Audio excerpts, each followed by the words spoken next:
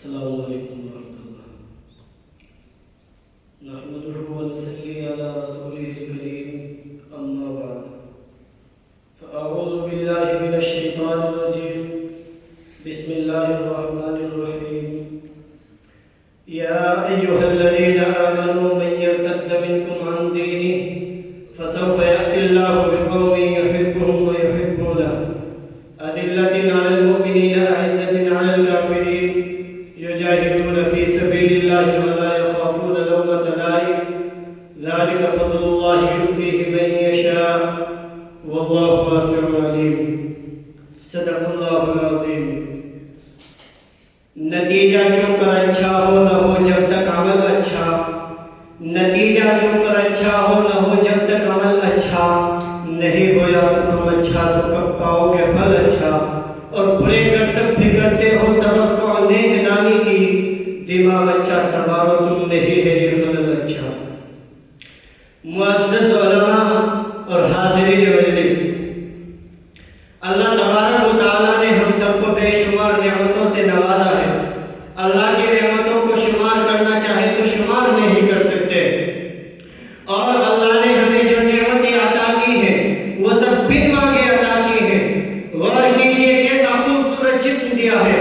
لقد خلقنا الانسان فی احسن تقویم قرآن کہتا ہے کہ سب سے بہترین سانچے میں ڈھال کر ہم نے انسان کو بنایا کتنی بڑی نعمتوں سے نوازا ہے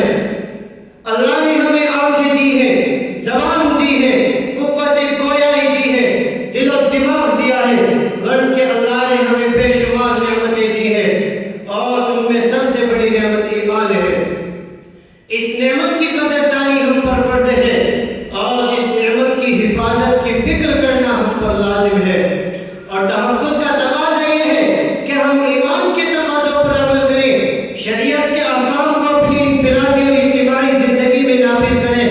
اور ان تمام باتوں اور اعمال سے بچنے کی کوشش کریں جن کی وجہ سے ایمان کمزور ہوتا ہے یا رخصت ہو جاتا ہے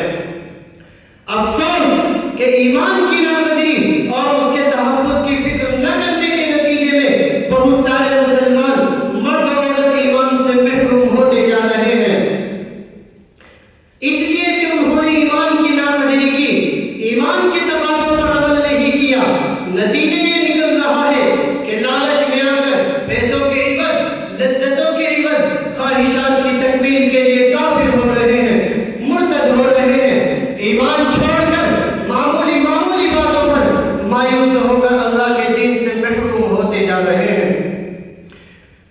اللہ غنی اللہ بے نیاز ہے اگر کوئی شخص کفر کے راستے پر جا رہا ہے تو اللہ کا کچھ نہیں بگڑے گا قرآن میں کہا گیا ومن شاء فلیؤمن ومن شاء فلیکفر کہ جو چاہے ایمان لائے جو چاہے کفر اختیار کرے راستہ کھلا ہوا ہے یہ راستہ بھی دکھا دیا گیا وہ راستہ بھی دکھا دیا گیا یہ ایمان ہے وہ کفر ہے یہ بھلائی کا راستہ ہے وہ برائی کا راستہ ہے ارشاد خداوندی ہے وہ ہدیناہم النجدین ہم نے انسان کو دونوں گھاٹیاں دکھا دی ہیں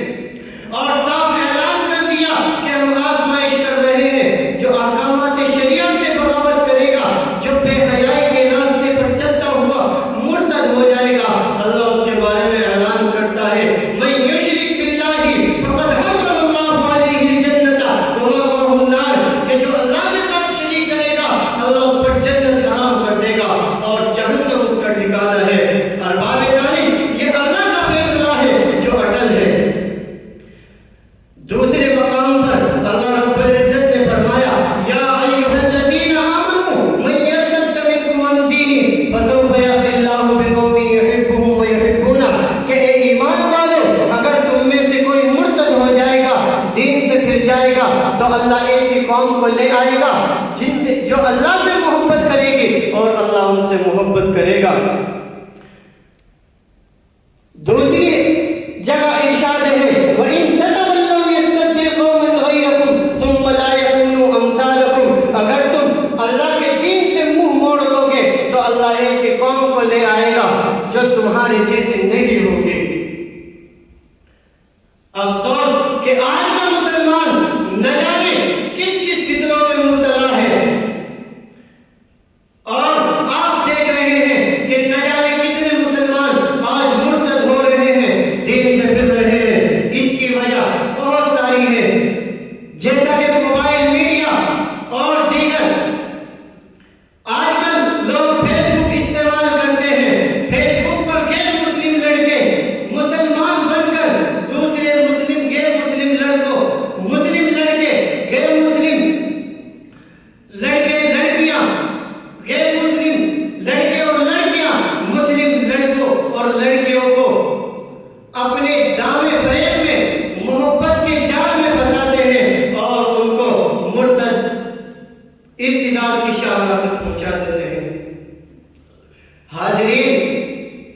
چند تدابیر ہیں جن پر عمل پیدا ہونے کی ضرورت ہے.